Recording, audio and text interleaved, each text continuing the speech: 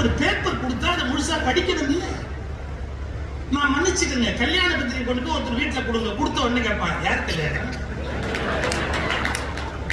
என்னைக்கு கல்யாணம், 7ஆம் தேதியா, முகூர்த்தம் எத்தனை மணிக்கு, நாயே இதெல்லாம் கேட்காத அச்சடிச்சு கொண்டு கையில கொடுத்தாங்க. பத்திரிகை கொண்டாந்து கையில கொடுத்துருக்கிறான், எது கொடுத்துருக்கான், படின்னு தான் கொடுத்துருக்கான். நீ மெதுவா எல்லாத்தையும் படிக்க வேண்டியது தானே. எல்லாத்தையும் அவனையே திருப்பி நீ கேட்டுக்கிட்டு இருக்கிறன்னா என்ன அர்த்தம்? மன்னிச்சுக்கங்க, ஒரு அடி இருக்கிற காகிதத்தை படிக்கவே பொறுமை இல்லாத சமூகத்துல லட்சக்கணக்கான புத்தகத்தை எழுதிய எழுத்தாளர்களை கோயில் கட்டி கும்பிட வேண்டும். ஏன் எல்லா இடத்துலயும் பார்வை ஒரே மாதிரி இல்ல? உண்மைகள் கூட ஒவ்வொருவருடைய தகுதிக்கு ஏற்ப வேறு வேறாகவே புரிந்து கொள்ளப்படும். வாழ்க்கையில் நீங்கள் பிறரை குறித்து பேசுகிற பேச்சு அவர்களை சுடுவதை விட உங்களை அதிகமாக சுடும் என்பதை தயவு செய்து புரிந்து கொள்ளுங்கள். நமக்கு அது தெரியல. நம்ம என்ன நினைக்கிறோம், நாம சொன்னா மத்தவங்க சுட்டுட்டதான் நினைக்கிறோம். கிடையாதுங்க. நாம சொல்ற மோசமான வார்த்தை, கெட்ட வார்த்தை, கொடும் சொல் அல்லது நெருப்பு கக்குகிற சொல் என்ன ஆகும்னா அங்க சுத்தி இங்க சுத்தி அங்க சுத்தி இங்க சுத்தி நம்ம கிட்ட தான் வந்து சேரும். ஒன்னும் அது போகாது. அது ஒரு கணக்கு வச்சிருக்கு, எப்படியாவது டிராவல் பண்ணி மறுபடியும் நமக்கிட்டே வரும். திருப்பூரில் நடைபெற்ற புத்தக திருவிழாவில் சொல்வேந்தர் ஐயா சுகி சிவம் அவர்கள் கற்ற பின் நிற்க அதற்கு தக என்கின்ற தலைப்பில் ஆற்றிய முறையின் முழுமையான தொகுப்பினை இங்கே பதிவேற்றம் செய்திருக்கின்றோம். மனிதர்கள் வளருவதற்கு புத்தகங்களைப் போல உதவி செய்யக்கூடிய நண்பர்கள் வேறு யாரும் இருக்க முடியாது. காரணம், நீங்கள் அறிந்திராத உலகத்தை உங்களுக்கு அறிமுகப்படுத்தக்கூடிய வலிமை புத்தகங்களுக்கு தான் உண்டு. இப்போது யூதர்கள்னா யாரு என்ன ஏதுன்னு எனக்கு புரியாது. பா ராகவன் அவர்கள் எழுதிய புத்தகத்தை எடுத்து படிச்சா A to Z அவர்கள் யாரு என்ன என்ன நடக்கிறது அப்படிங்கறத என்னால புரிஞ்சுக்க முடியும். நான் எல்லா ஊருக்கும் என்னால பயணம் பண்ண முடியாது. எஸ்ரா அவர்கள் எழுதி இருக்கிற அவருடைய பயண கட்டுரைகளை எல்லாம் பார்க்கிற போது இப்படியெல்லாம் மக்கள் இருக்கிறார்கள். என்னால் ஒரே காலத்தில் பயணிக்க முடியவில்லை என்றாலும் எஸ்ரா மகேஷனுடைய புத்தகங்கள் என்னை வெவ்வேறு இடங்களுக்கு அழைத்துக் கொண்டு போய் விடுகின்றன. வாழ்க்கையில் நான் வளர வேண்டும் என்று நினைத்தாலும் சில தேக்கங்கள் வருகிற போது நான் எப்படி வளர்வது என்பதை இன்னும் உதயமூர்த்தியின் எழுத்துக்கள் கற்றுக் கொடுத்துக் கொண்டிருக்கின்றன.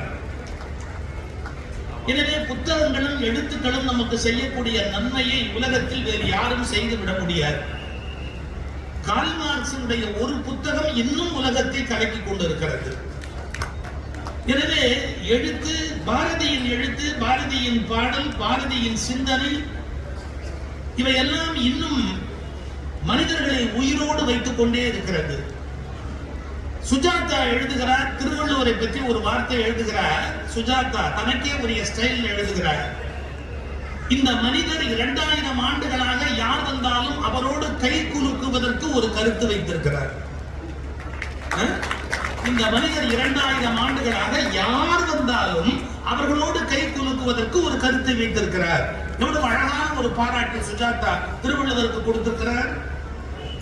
எனவே ஒவ்வொருவருடைய எழுத்திலே ஒவ்வொரு வீரியம் இருக்கிறது. ஜெயகாந்தன் தன்னுடைய எழுத்துக்களின் மூலம் ஒரு மிகப்பெரிய மாற்றத்தை இந்த உலகத்திலே கொண்டு வந்தவர். எழுத்து என்ன வேகம் செய்யும் என்பதை உலகத்துக்கு படம் பிடித்து காட்டியவர்.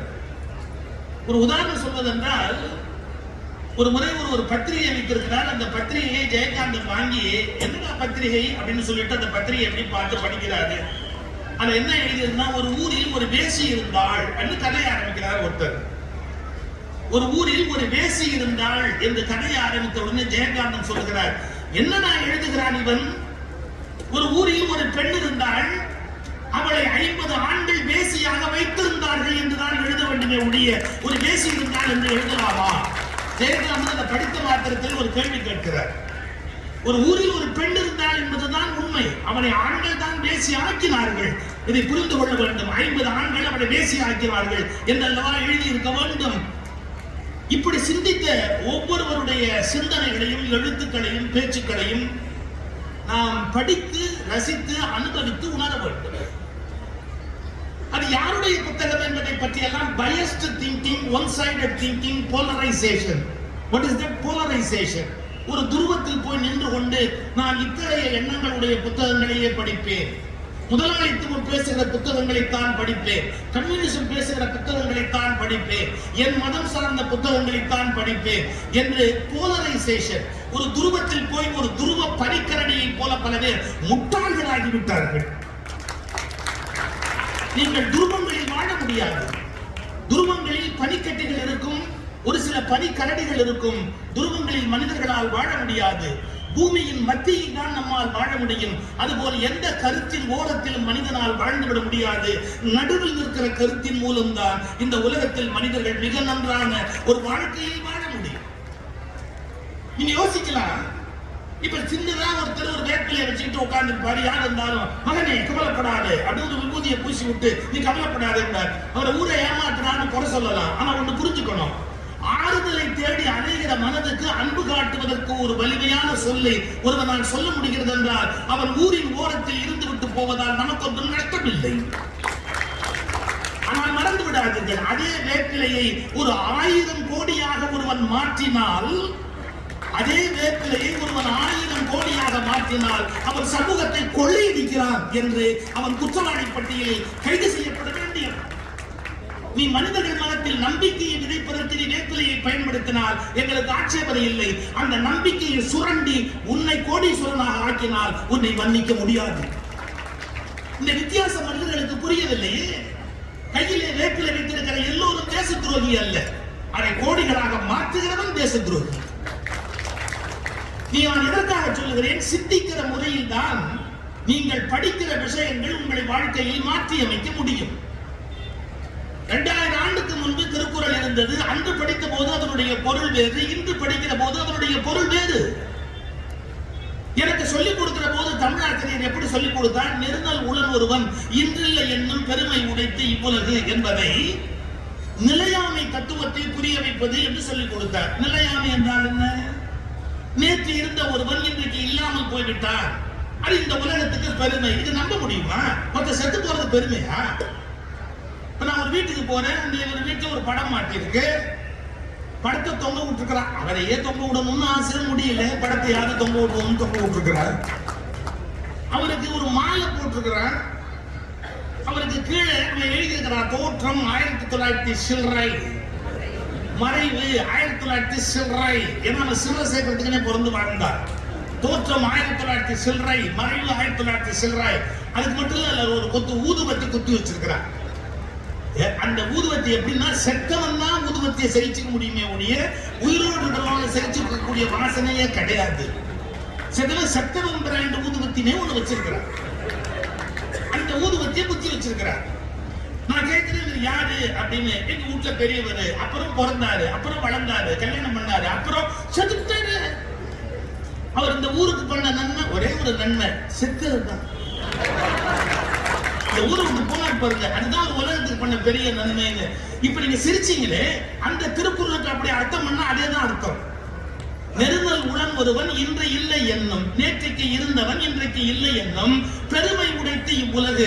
அந்த என்ன சார் பெருமை இருக்கு? நேற்றுக்கு இருந்தவர்கள் செத்து விட்டான்னு சொல்றதுல என்ன பெருமை இருக்கு? வாணிஜராக வாழ்ந்தார், வாழ்ந்த போது அவருக்கு வாழ்க்கை பெருமையா? அவர் மரணம் அடைந்தார் என்பது பெருமையா? அப்ப திருவள்ளுவர் அப்படி எழுதுவாரா?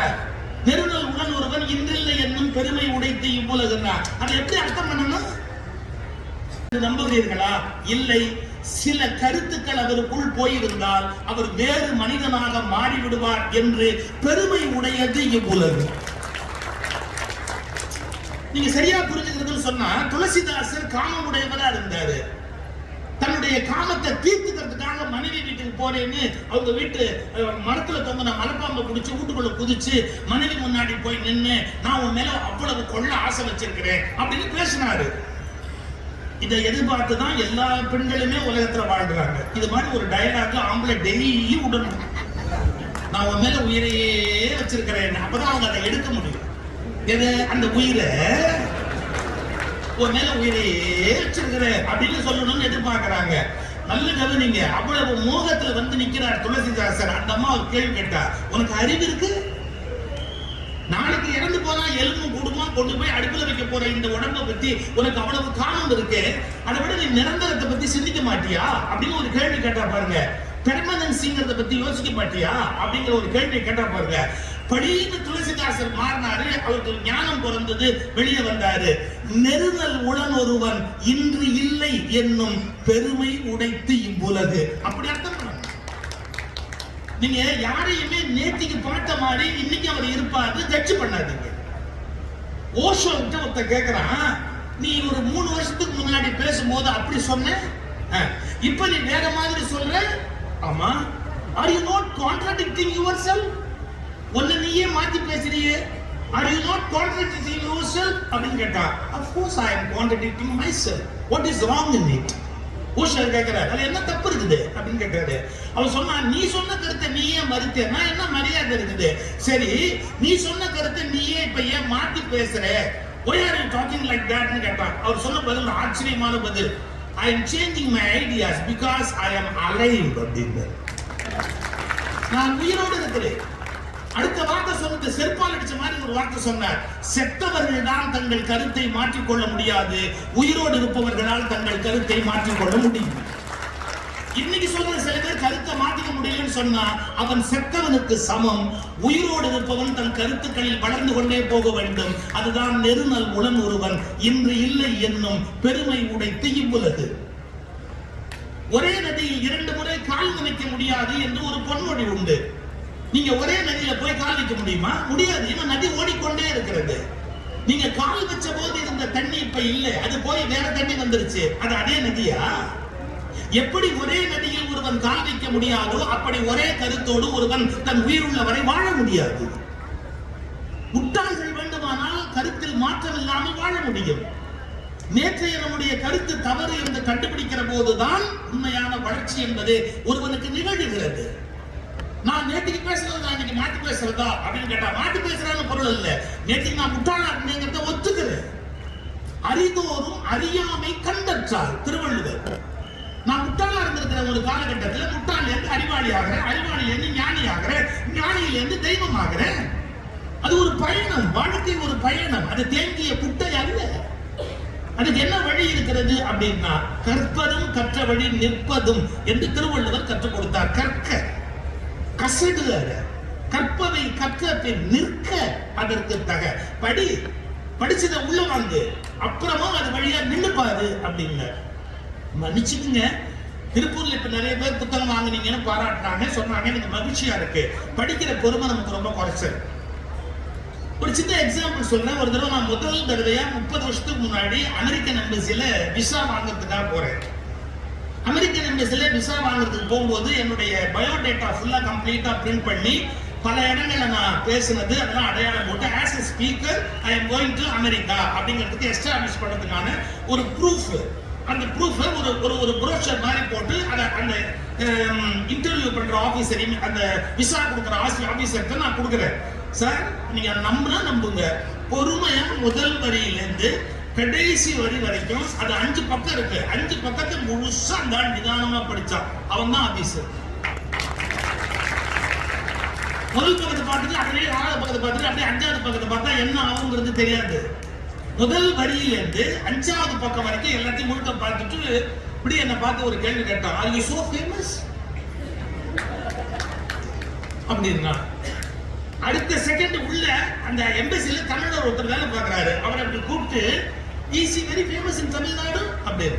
எஸ் சார், அவர் சன் டிவில வருவாரு, இந்த நாள் இனி நாள்லாம் பேசுவாரு, இஸ் வெரி ஃபேமஸ் தான். என்ன ஒரு கேள்வி கேட்கிறேன், ஏன் நீ அமெரிக்கா போறேன்னு இம்சையே பண்ணல, போய் உட்கார விசா கொடுக்குறாரு. சார், ஒரு பேப்பர் கொடுத்தா அதை முழுசா படிக்கணும் இல்ல. நான் மன்னிச்சுக்கங்க, கல்யாண பத்திரிகை கொண்டு போய் ஒருத்தர் வீட்டுல கொடுங்க, கொடுத்த உடனே கேட்பான், யார் கல்யாணம்,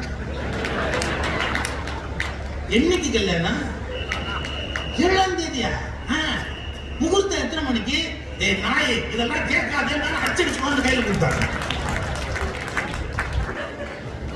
பத்திரிகை கொண்டு கையில கொடுத்துருக்கிறான், எது கொடுத்துருக்கிறான், படின்னு தான் கொடுத்துருக்கிறான். நீ மெதுவா எல்லாத்தையும் படிக்க வேண்டியது தானே. எல்லாத்தையும் அவனையே திருப்பி நீ கேட்டுக்கிட்டு இருக்கிறன்னா என்ன அர்த்தம்? மன்னிச்சுக்கங்க, ஒரு அடி இருக்கிற காகிதத்தை படிக்கவே பொறுமை இல்லாத சமூகத்துல லட்சக்கணக்கான புத்தகத்தை எழுதிய எழுத்தாளர்களை கோயில் கட்டி கும்பிட வேண்டும். இப்போ ஒண்ணு சொல்லட்டுமா, படிக்கலன்னா என்ன நடக்கும்ங்கிறதுக்கு ஒரு கேஸ் இன்சிடென்ட் சொல்லட்டுமா? ஒரு கேஸ் நடக்குது கோர்ட்ல. அக்யூஸ்ட் நம்பர் 1 அக்யூஸ் நம்பர் 2 அந்த கேஸ் முடிஞ்ச உடனே ஜட்ஜ்மெண்ட் எழுதிட்டார் ஜட்ஜ். லாஜிக்கலா எல்லா ரீசனையும் எழுதிட்டு so I release accused number 1 from this case is acquitted அப்படின்னு போட்டு எழுதி இருக்கிறாரு.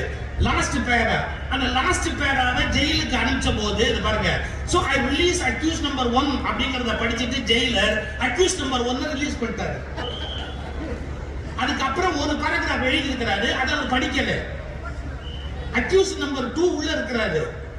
accused number 2 உள்ள இருக்கிறாருன்னு தெரிஞ்சு பல பேர் வருத்தப்பட்டு அவரை போய் பார்க்க போன மாதிரி 3-4 மாசம் கழிச்சு வேற ஒருத்தர் அவரை பார்க்க போன போது, ஏன்டா ஒன்னு எப்படி உள்ள வச்சாரு, எப்படி அந்த ஜட்ஜ்மெண்ட் ஆர்டர் வாங்கி பார்த்தா நீங்க நம்ப கூட மாட்டீங்க. அந்த பேராவோட எண்ணில் என்ன எழுதிக்கிறாரு ஜட்ஜ்னு கேட்டா, அக்யூஸ் நம்பர் 1க்கு நான் கொடுத்த எல்லா ஆர்குமெண்ட்டும் அக்யூஸ் நம்பர் 2க்கும் பொருந்தும். என்ன அர்த்தம்? நான் அக்யூஸ் நம்பர் 1க்கு நான் சொன்ன எல்லாமே அக்யூஸ் நம்பர் 2க்கும் பொருந்தும். so he is also released. 8 மாச காலம் ஜெயில இருந்தார். எதனால? ஒரு பேராகிராஃப் ஒரு ஆபீசர் படிக்காம விட்டதால 8 மாச காலம் ஜெயில இருந்தாரு. 8 லட்சம் ரூபாய் காம்பன்சேஷன் கொடுத்தாங்க. இல்ல 8 லட்சம் ரூபாய் ஒரு பேரா அவர் படிக்காம போயிட்டதால 8 லட்சம் ரூபாய் காம்பன்சேஷன் கேட்டு வாங்கி 8 மாசம் எக்ஸ்ட்ராவா ஜெயில இருந்திருக்காரு. அவரு வைக்கலாமா? ஒரு பேப்பர் கொடுத்தா அந்த பேப்பரை உச்சந்தலையில இருந்து உள்ளங்கால் வரைக்கும் முழுசா படிக்கணும். விட்டு விட்டா படிக்கிறது, நுனிப்புல் மேயற மாதிரி படிக்கிறது, தெரியாமையே லேசா தெரிஞ்ச விஷயத்தை பத்தி பேசுறது ஆபத்து. நீங்க எப்ப முழுசா படிக்கிற பழக்கத்தை ஏற்படுத்திக்கிறீங்களோ அப்பதான் முழுமையான ஞானத்தை பெற முடியும். பாரதி ஒரு வார்த்தை சொல்றார், சில விஷயங்கள் உண்மை போல் தெரியும், அவை உண்மைதான், ஆனால் உண்மையை விட ஆழமானது முழு உண்மைங்கிறார். அது என்ன முழு உண்மை? நீ இன்னும் கொஞ்சம் உள்ள போனாதான் அவருடைய முழு உண்மை என்னங்கிறதையும் உன்னால கண்டுபிடிக்க முடியும். நம்மளால இதை படிக்கிறதுலயே பொறுமை இல்லை. மிஞ்சி போனா நியூஸ் பேப்பர் படிப்பாங்க, அதுவும் அடுத்தவங்க செலவுல படிப்பாங்க. சில பேர் பஸ்ல போகும்போது பேப்பர் இப்படி வச்சிருந்தா நாம காசு கொடுத்து பேப்பர் வாங்குறோம், அவன் கழுத்தை நம்ம தோள் மேல வச்சுக்கிறான். அவன் கழுத்தை நம்ம தோள் மேல வச்சுக்கிட்டு நம்ம கிட்ட இருக்கிற புத்தகத்தை படிக்கிறான். இதுல வேற சில பேருக்கு கங்கை ஒரு புறம் காவிரி ஒரு புறம் வேற, இதையும் சேர்த்து கங்கை காவிரி இணைப்பு திட்டத்தை நம்ம கிட்ட நிறைவேற்றுறான். அப்புறம் படிச்சுக்கிட்டே இருக்கும்போது எரிச்சல் என்ன ஆயிடுச்சு, ஒரு தடவை ஒருத்தர் இந்த மாதிரி தோல்ல சாஞ்சி பேப்பர் ஓசி பேப்பர் படிச்ச உடனே எரிச்சல்ல பேப்பரை மூடின உடனே அவன் கேட்டான் பாருங்க ஒரு கேள்வி, பேப்பர்ல என்ன போட்டிருக்காங்க? இவனே கேட்டான் பேப்பர்ல என்ன போட்டிருக்காங்க? இவன் எரிச்சல்ல சொன்னா ஓசி பேப்பர் படிச்சா 1 மாசம் ஜெயில்னு போட்டிருக்காங்க.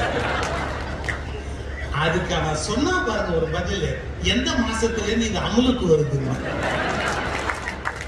அது வரைக்கும் படிக்கலாம் ஐடியா படிக்கணும் சார். ஆழமா படிக்கணும், அகலமா படிச்சா மட்டும் போராது, ஆழமா படிக்கணும். என்னென்ன மாதிரியான புத்தகங்கள் இருக்கோ அதை படிக்கணும்.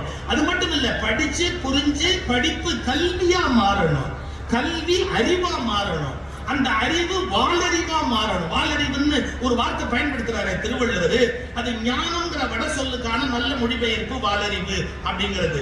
புரியுதா? நாலேஜ் அப்படிங்கிறதுக்கான மொழிபெயர்ப்பு அறிவு, ஆனா ஞானம் அப்படிங்கிற வடமொழி சொல்லுக்கான நல்ல தமிழ் மொழிபெயர்ப்பு வாலறிவு. அது ஒரு பக்கம் அப்படியே இருக்கட்டும். நீங்க முதல்ல படிக்கணும், படிச்சது போராது, ஆனா கற்கணும்.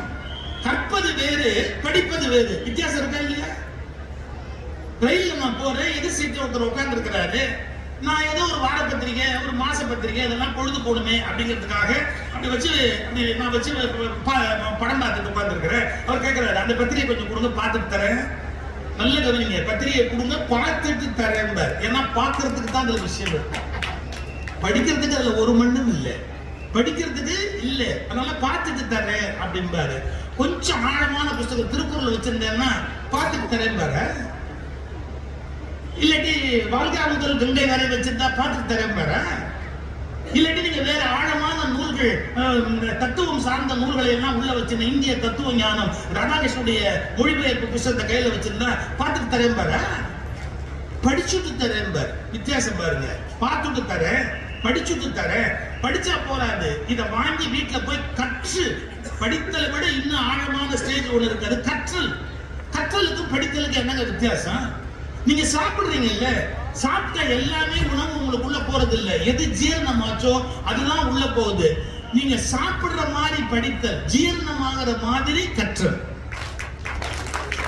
ஒரு ஸ்டேட் வித்தியாசம் இருக்கு. அதுல இதெல்லாம் கரெக்ட் இதெல்லாம் தப்பு அப்படின்னு பிரிச்சு மேயறதுன்னு பேரு. அதை பிரிச்சு எடுத்துடணும். நம்ம ஒரு புத்தகத்தை படிச்சுட்டதாலே அது கரெக்டா இருக்கணும்னு ஒன்றும் அவசியம் இல்லை. நான் மனம் திறந்து சொல்றேன், சின்ன வயசுல இருந்து வீட்டுல வளர்க்கிற போதே மதம் சார்ந்த நூல்களை சொல்லி கொடுக்குறவங்க உலகத்திலேயே அது மட்டும்தான் கரெக்ட், மற்றதெல்லாம் தப்புன்னு சொல்லி கொடுக்குறாங்க. இப்படி சொல்லி கொடுக்கறது தப்பு. தயவு செய்து சொல்றேன், அது தப்பு. மதம் சார்ந்த நூல்களை சொல்ற போது இப்படி இந்த மதத்துல சொல்லப்பட்டிருக்கு, இது நம்ம மதம், நீ மற்ற மதத்தினுடைய நூல்களையும் எடுத்து பாரு, அவங்க என்ன சொல்றாங்கன்றத யோசி, உன்னுடைய அறிவை பயன்படுத்தி எது நல்லது கெட்டதுன்னு நீயே ஒரு தீர்மானத்துக்கு வா அப்படின்னு சிந்திக்கிற பழக்கத்துக்கு பிள்ளைகளை வளர்க்கணும். நீ முடிவு பண்ணு அப்படின்னு சிந்திக்கிற பழக்கத்துக்கு பிள்ளைகளை வளர்க்கணும். நம்ம இம்ப்ளிமெண்ட் பண்றது இல்லாட்டி என்ஃபோர்ஸ் பண்றது, திணிக்கிறது இருக்கு பாருங்க, அது நல்ல வகையான ஒரு பழக்கம் இல்லை. மன்னிச்சுக்கங்க, நான் எந்த தனிப்பட்ட மதத்தையும் சொல்லல. எல்லா மத குருமார்களும் இளம் பிள்ளைகளை குறிவைத்து அவர்களை சிந்திக்க முடியாதவர்கள் எப்படி ஆக்க வேண்டும் என்று விரும்புகிறார்கள் ஒழிய அவர்கள் அறிவாளியாவதற்கு சொந்தமாய் சிந்திக்க வேண்டும் என்பதை சொல்லித் தருவது இல்லை. நம்ம சொன்ன உடனே கோவப்பட்டுருவோம், ஒரு விஷயத்துல கோவப்பட்டுருவோம். ஆனா ஆழமா சிந்திச்சாதான் அதுல என்ன உண்மை என்ன பொய்ங்கிறத நம்ம கண்டுபிடிப்போம். ஒண்ணு இல்லைங்க, பழனிக்கு கும்பாபிஷேகம் ஆச்சுங்க. ஒண்ணு நம்ம ஊர்ல இருக்கிற 4 பேர் சொல்றோம், ஆகம விதிப்படி அந்த கும்பாபிஷேகம் நடக்கல, ஆகம விதிக்கு மீறலாம். நல்லா தெரிஞ்சுக்கங்க, பழனி கோயில் பிரதிஷ்டையே சித்தர்களால் பண்ணப்பட்டது. அங்க இருக்கிற முருகனுடைய பேரே சித்தநாதன் அப்படின்னு பேரு. அவருக்கு வேறு மயில் கிடையாது, தண்டாயுதத்தை ஊனி இருக்கிற தண்டபாணி, கௌபீனம் கட்டி இருக்கிற துறவி, அவர் ஒரு சித்தர். சித்தருக்கு ஆகம பிரதிஷ்டை கிடையாது. சித்தர்களால் பிரதிஷ்டை செய்யப்பட்ட சித்தர்கள் பிரதிஷ்டைக்கு ஆகமமே கிடையாது. எவன் படிச்சான்? நீங்களா போய் ஒரு கோயிலை கட்டி அதுல நீங்க பிரதிஷ்டை பண்ணி இருந்தீங்கன்னா, தனி மனிதன் ஒரு கோயிலை கட்டி பிரதிஷ்டை பண்ணியிருந்தானா அதுக்கு ஆகமம் ரூல் செல்லுபடி ஆகும். சித்தர்களால் பிரதிஷ்டை செய்யப்பட்டதுக்கும் சமாதி கோயில்களுக்கும் ஆகமம் செல்லுபடி ஆகாது. இவன் கவலைப்பட்டானா? இதை பத்தி தனக்கு பேச தகுதி இருக்குன்னு யோசிச்சானா? அவனுக்கு என்ன தெரியும் அதை பத்தி அவன் கவலைப்படவே இல்லை. இது ஆகமத்துக்கு விரோதம், இது ஆகமத்துக்கு விரோதம். நீ எத்தனை ஆகமம் படிச்ச? ஒரு ஆகமத்தையாவது முழுசா படிச்சு காட்டு. நீ முழுசா படிச்சு காட்டி பார்ப்போம். அப்ப என்ன அர்த்தம்? என்ன வேணாலும் பேசுறது, தெரியுதா தெரியலையா, படிக்கலையா, அதை பத்தி கவலைப்படாம பேசுறது, சென்சேஷனல், அப்படியே உணர்ச்சியை தூண்டணும் அப்படின்னு நினைக்கிறது. மன்னிச்சுக்கங்க, நமக்கு விருப்பு வெறுப்பு இருக்கக்கூடாது. சயின்டிபிக்கா மரபுப்படி சொல்லப்பட்ட நல்ல விஷயம் எது, தீய விஷயம் எதுன்னு அதை எடுத்து படிக்கிறதுக்கு நம்ம முதல்ல பழகணும். சார் சில விஷயங்கள் சொன்னா கான்ட்ரோவர்சி ஆகுது, ஆனா புரிஞ்சுக்கணும்.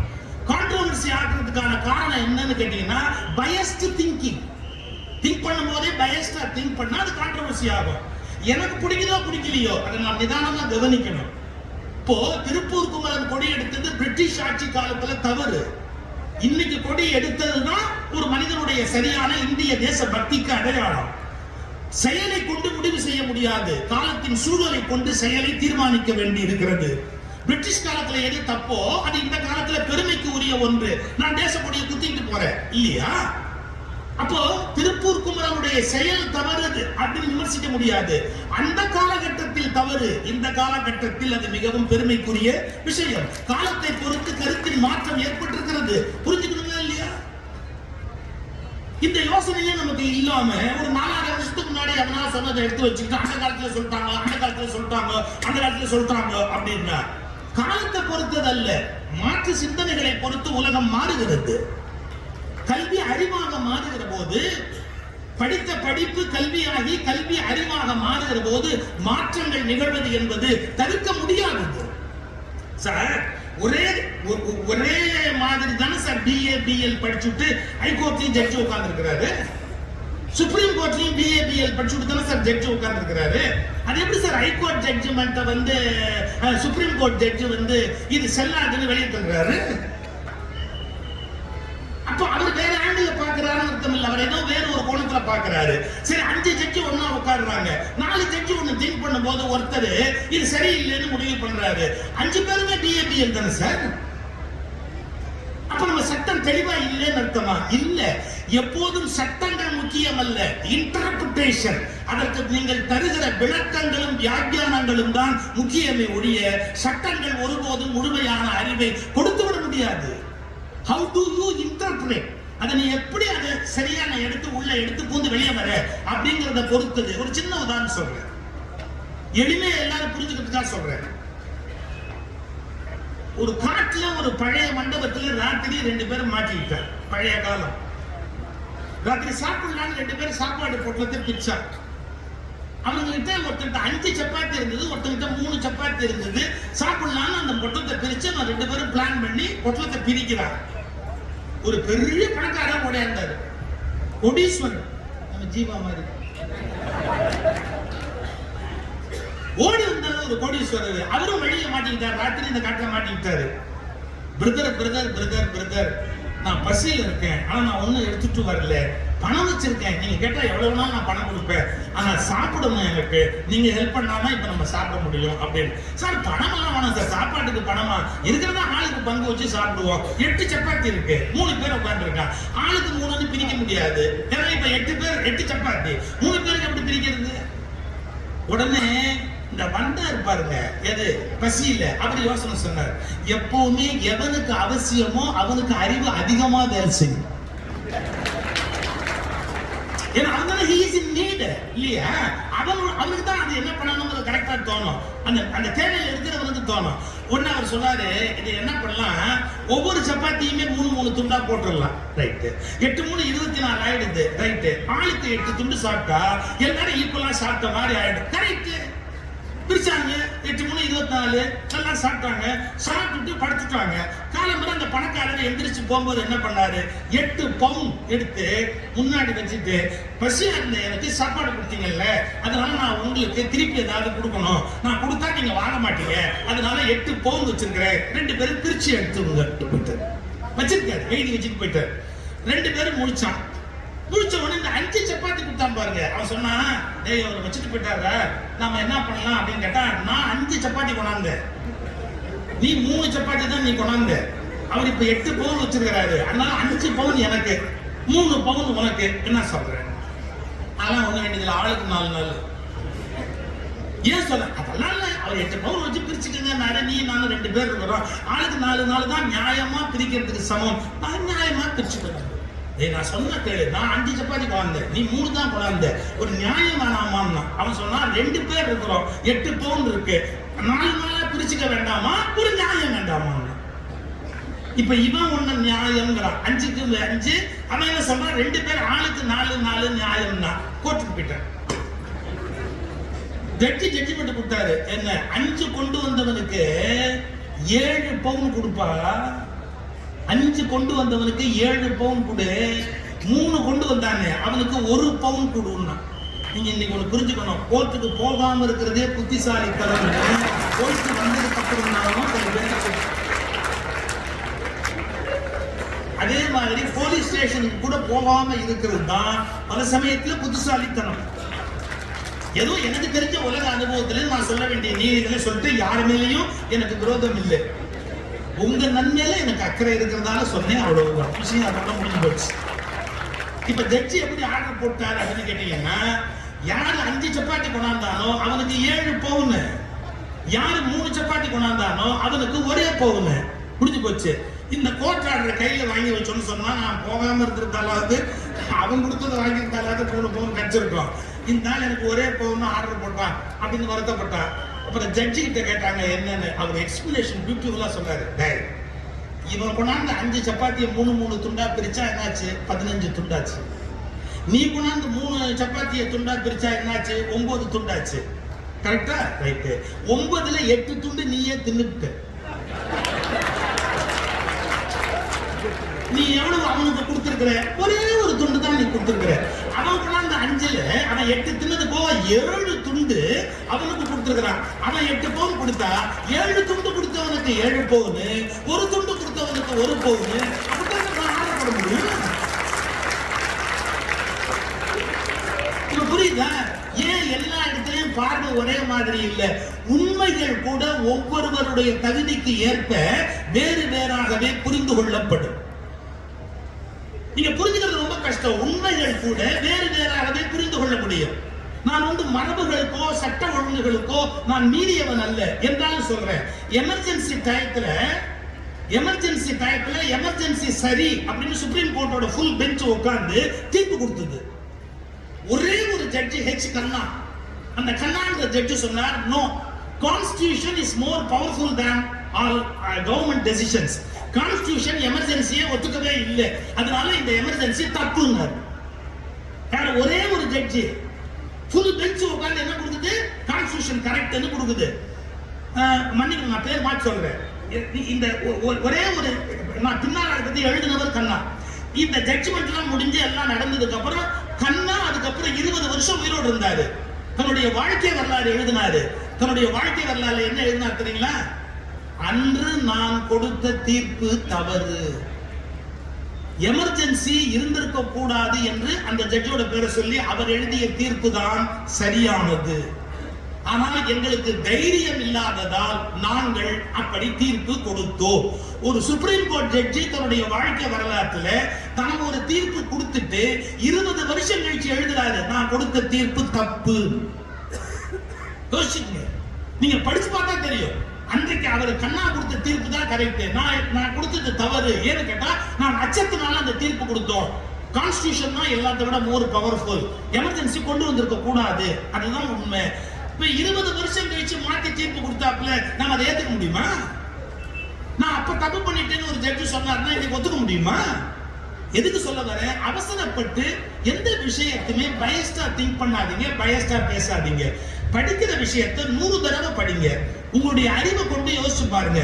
இதை விட ரொம்ப முக்கியமா சொல்றேன், நம்முடைய சிந்தனை பார்வையை விட யார் நம்மை மாற்றி பேசுகிறார்களோ அவர்களை கூர்ந்து கவனியுங்கள். ஏன்னா அவங்க என்ன வாதங்களை வைக்கிறாங்க அப்படிங்கிறது ரொம்ப முக்கியம். அவங்க சொல்றதுல ஏதாவது நியாயம் இருக்கா அப்படிங்கறத கேட்கறதுக்கு ஒரு பொறுமை வேணும். நான் என்ன சொல்றேன்னு அதை கேட்டா போதும் அப்படிங்கிற வாழ்க்கை சரியில்லை. நீ என்ன சொல்றியோ அதை நான் கொஞ்சம் காது கொடுத்து கேட்டுக்கிறேன் அப்படிங்கிற வாழ்க்கை தான் சரியான வாழ்க்கையா இருக்க முடியும். நான் என்னுடைய எல்லா பேச்சிலையும் ஒரு கருத்தை வலியுறுத்துறேன். என்ன தெரியுங்களா, இந்த உலகம் நான் மட்டும் வாழ்வதற்காக படைக்கப்படவில்லை. இந்த உலகம் நான் மட்டும் வாழ்வதற்காக படைக்கப்படவில்லை, என் எதிரியும் வாழ்வதற்காகத்தான் இந்த உலகம் படைக்கப்பட்டிருக்கிறது. இந்த திங்கிங்கே பல பேர் கிடையாது. என்னை எதிர்க்கிறியா, அவன் ஒழிச்சிடுவேன், தப்பு. நீ யார் அதை ஒழிக்கிறதுக்கு? அவனை யார் கொண்டு வந்தது? இயற்கை அல்லது இறைவன் அல்லது படைப்பு அவனை கொண்டாந்தது. நீ ஏன் கொண்டாந்த? அப்போ உன் கருத்துக்கு ஒருத்த மாறா இருந்தா அவன் ஒழிச்சிருவியா? நீ உனக்கு என்ன ரைட்ஸ் இருக்கு? உன் கருத்துக்கு மாறா இருந்தாலும் அவனுக்கு இந்த உலகத்தில் வாழ்வதற்கு உரிமை இருக்கிறது என்பதை புரிந்து கொள்வதுதான் உண்மையான கல்வியினுடைய அடையாளம். இதுக்கு நான் ஒரு எக்ஸாம்பிள் சொல்றது உண்டு. பாலைவனத்துக்கு நீங்க போனீங்கன்னா பாலைவனத்துல கள்ளி செடி இப்படி கிளச்சிக்கிட்டு வரும். எங்க பாலைவனத்துல எங்கேயாவது தண்ணி கிடைக்குமா? குடிக்கிறதுக்கு தண்ணி கிடைக்குமா? கிடைக்காது. செடி வளர்ற தண்ணி கிடைக்குமா? கிடைக்காது. அந்த பாலைவனத்துல ஒரு செடி வளர முடியுமா? முடியாது. அந்த பாலைவனத்துல வளர்றதுக்கு ஒரு செடியை இயற்கை அல்லது இறைவன் கொடுக்கிறார். நீங்க இயற்கைங்கிறதையும் இறைவன்கிறதையும் நான் திருச்சியா பாக்குறது இல்லைங்க. என்னுடைய பிலாசபி என்னன்னு கேட்டா, இறைவன் என்பது மூலப்பொருள், அதற்கு இயற்கை என்பது உடல். இயற்கை கடவுளின் உடல், இதான் என்னுடைய பார்வை. அந்த கடவுளின் உயிர் என்பது கடவுளுடைய தத்துவமா பேசப்படுது. அதுக்கான உடல் இயற்கை, பஞ்சபூதங்கள், அதற்கான உடம்பு அது. இப்ப பாருங்க, இந்த பாலைவனத்துல ஒரு செடி வளர முடியாத போது அதுல வளர்றதுக்குரிய கெப்பாசிட்டியோட ஒரு கள்ளி செடியை கொடுத்துதான் இந்த கள்ளி செடியை இலை விடுதா. இந்த இலையை அது காப்பாற்றுறதுக்கு என்ன பண்ணுது? இந்த இலையை யாரும் தின்னுடக்கூடாது அப்படிங்கிறதுக்காக, இந்த இலையை தின்னுடக்கூடாதுங்கிறதுக்காக முள்ளு முள்ளு முள்ளு முள்ளு முள்ளு முள்ளு முள்ளு முள்ளா ஒண்ணு கடிக்க முடியாது. கடிச்சா நாக்கு ரத்தம் வரும். அப்படி தன்னை பாதுகாப்பு. இது யார் கொடுத்தா? கள்ளி செடி கண்டுபிடிச்சதா? இயற்கை கொடுத்துருக்குது. முள்ளு முள்ளு முள்ளு முள்ளு முள்ளு முள்ளா கள்ளி செடியை கொடுத்துருக்குது. பாலைவனத்துல வளர முடியாத இடத்துல வளரக்கூடிய கெப்பாசிட்டியை கள்ளி செடிக்கு கொடுத்து, அதை ஒரு மிருகம் கடிக்க கூடாதுங்கிறதுக்காக அதுல முள்ளு முள்ளு முள்ளு முள்ளா இலையை கொடுத்த அதே இயற்கை அதை குறி வச்சு திங்கிறதுக்குன்னு ஒரு ஒட்டகத்தை படைச்சிருக்குது. அந்த ஒட்டகத்தை அதே பாலைவனத்துல விட்டுருக்கு. அது அந்த முள்ளை கடிச்சு ரசிச்சு சாப்பிட்டு என்ஜாய் பண்ணி கள்ளி செடியை க்ளோஸ் பண்ணக்கூடிய அளவுக்கு அந்த ஒட்டகத்தை உருவாக்கி இருக்கு. எந்த இயற்கை கள்ளி செடியை படைத்ததோ அதே இயற்கை தான் கள்ளி செடியை அழிக்கிற ஒட்டகத்தையும் படைத்தது.